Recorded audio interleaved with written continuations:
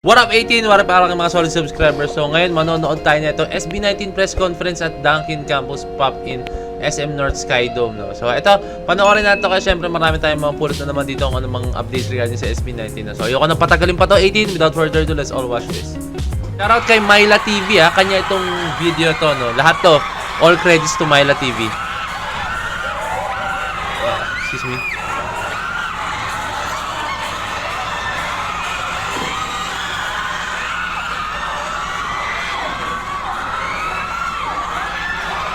Nakakamiss, no? Talagang last year ba yun? Or last year? Umatend ako sa Dunkin concert nila.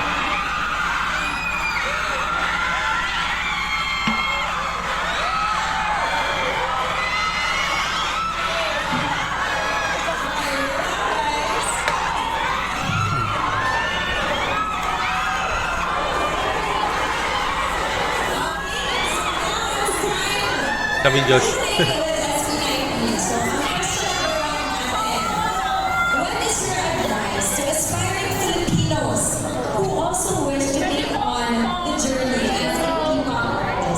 Correct, agad yung tanong doon talaga.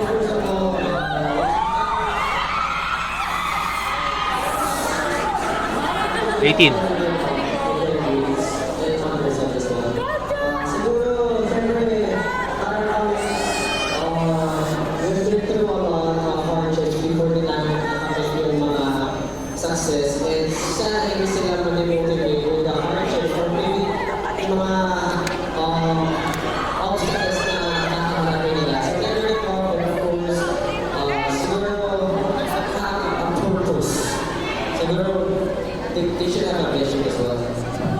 Okay, thank you so much. I'm just anyone else want to answer. Siguro, yung isa rin talaga sa pinaka-organize and individual sa artist. So, that's just a trust the process. Huwag kayong mag-take ng shortcuts. Tama, don't take shortcuts. Process yan eh. Nakaka-isip din na ng journey. So, kailangan yung mga foundation na lahat na ginagawa nyo, gawin nyo na maayos. Nasa na ako talaga sa service. Very well said from RP Nuno. Pakinggan nyo na, step by step. Huwag nyo skip yung mga foundations.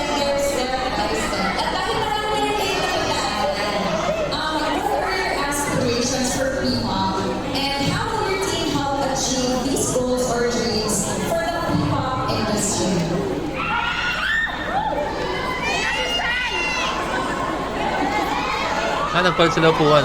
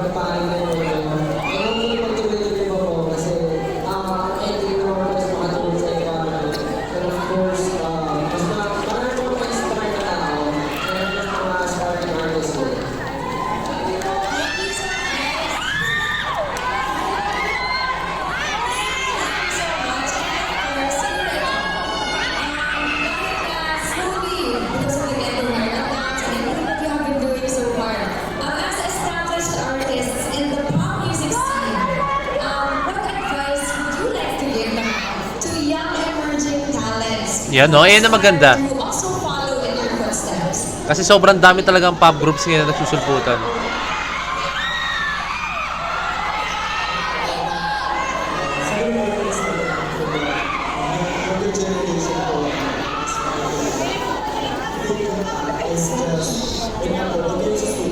Make sure you find kung saan kayo masaya. Kasi mahirap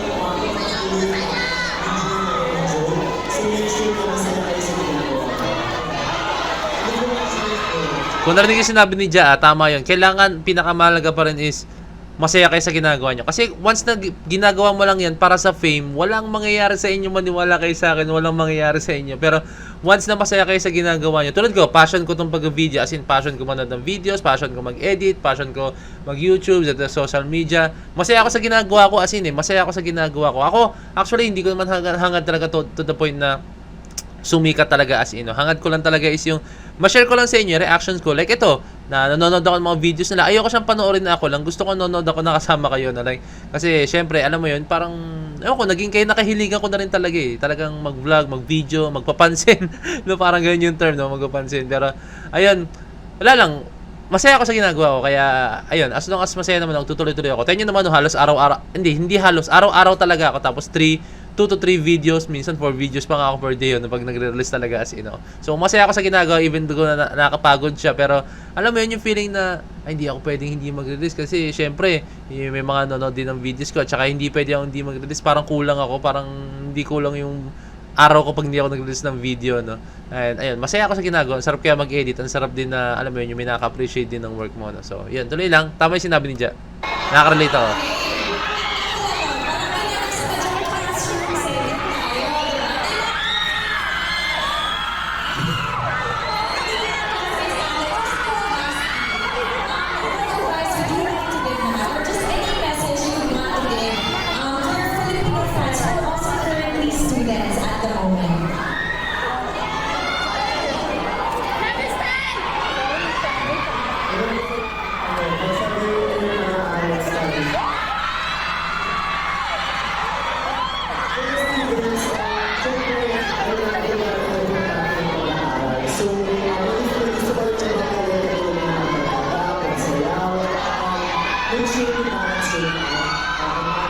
Si Joshua.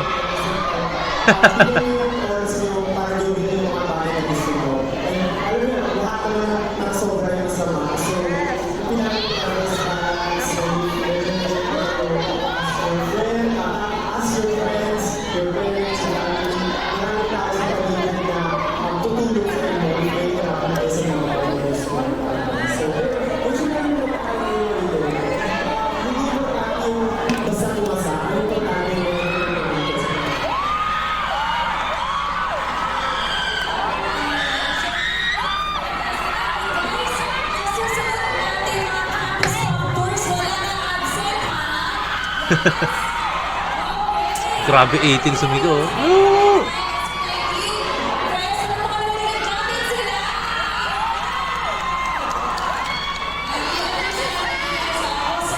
Hindi salita si Stella.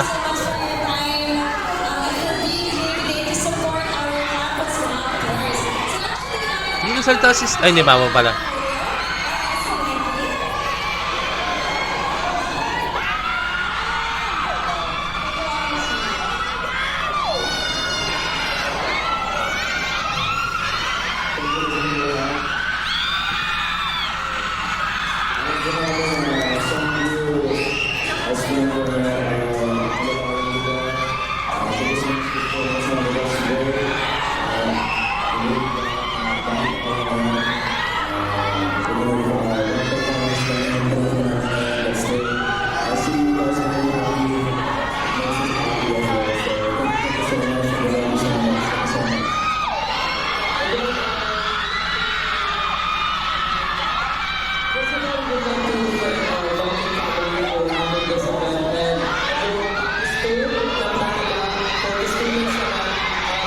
Grabe sigawan ka talaga kay Stel, oh. Wala na akong marinig.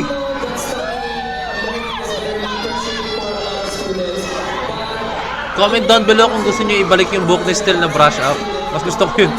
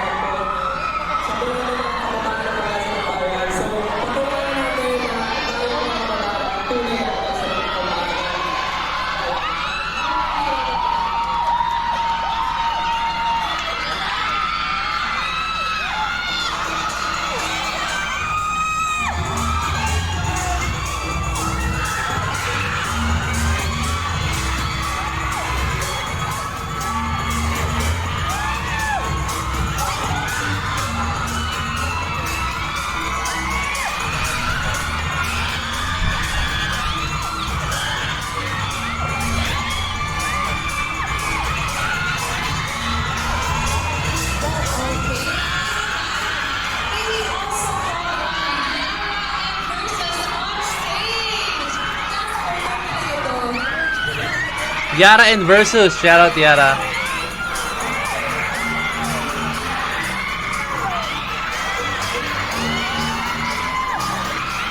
So, nung Dunkin concert nila, andun din yung Yara. So, talagang partner nila ang Yara sa Dunkin talaga.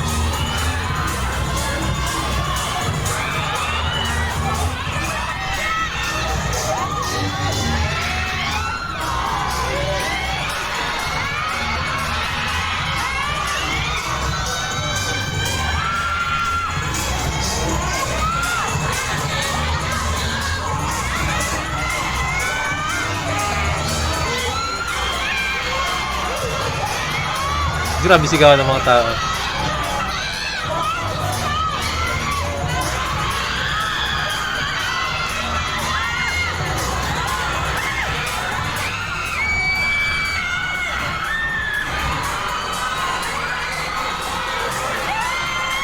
Ay, wala si Jelu.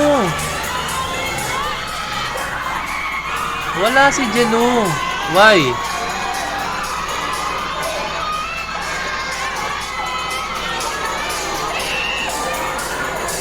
Ah, so sad. Wala pala si Jelu niyan. Ang sweet naman ni Kim.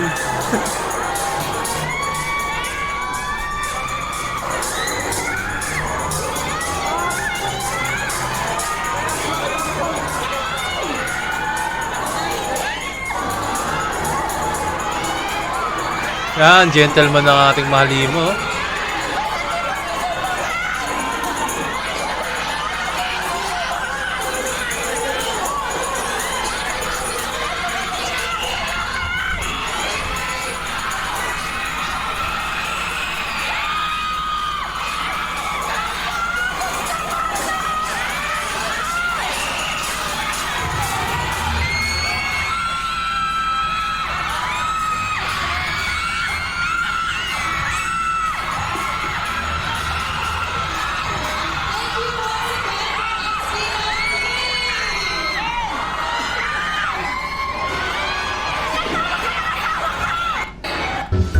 So, ayun na siya, no? So, grabe.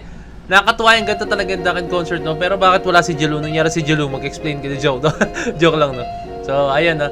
Nakakatuwa lang kayo, syempre, yung P-pop group nagsama-sama naman, no? So, ayun, makakita naman tayo nating, I think, isang malupitang, naman to, no?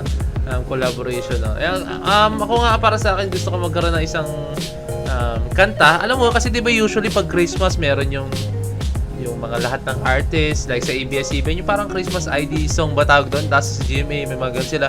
Parang gusto ko sa Christmas magkaroon ng mga P-pop group na makanta na sama-sama, no? Hoping na, pwede naman yun, di ba? Pwede naman mangyari yun, no? Hoping na mangyari, sorry. Pwede, hoping na, I mean, I think it's possible na mangyari, no? Kung, syempre, yung management, like yung organizer, yung netong mga P-pop groups na payagan or pahintulutan sila na mangyari, no? So, sana mangyari yun. Isa yun sa mga pangarap ko mangyari na yung magkaroon. Kung hindi man yung Christmas, I think basta kahit isang kata magsama-sama sila.